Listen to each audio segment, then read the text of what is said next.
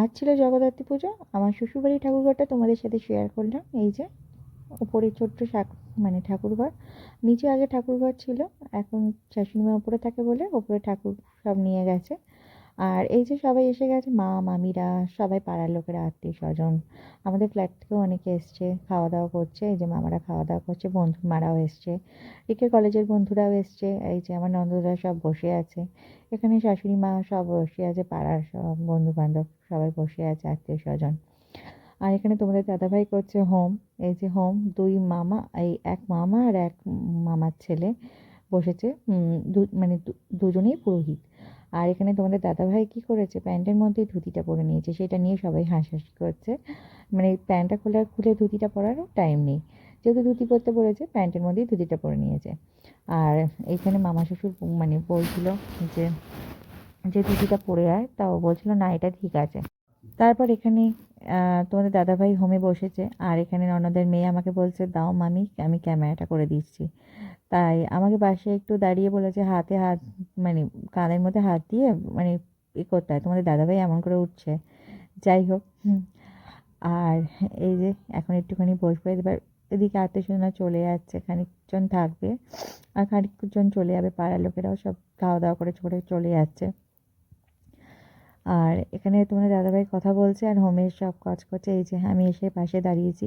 এখন সবাই বলছে যে একটুখানি টাচ করে দাঁড়াতে হয়, আহুতি দিতে হবে যখন তখন।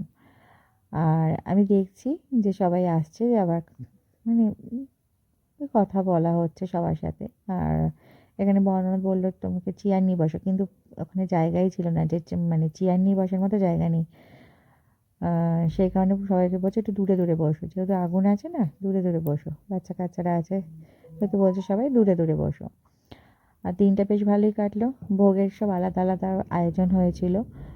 ভোগে তো অনেক রকম আয়োজন হয়েছিল, লুচি, তারপরে খিচুড়ি, তারপরে অনেক কিছু হয়েছিল, ফ্রাইড রাইস, পোলাও, সব রকমই হয়েছিল। আর আলাদা হয়েছিল সবাই খাওয়ার জন্য আলাদা রাঁধুনি এনে রান্না করা হয়েছিল।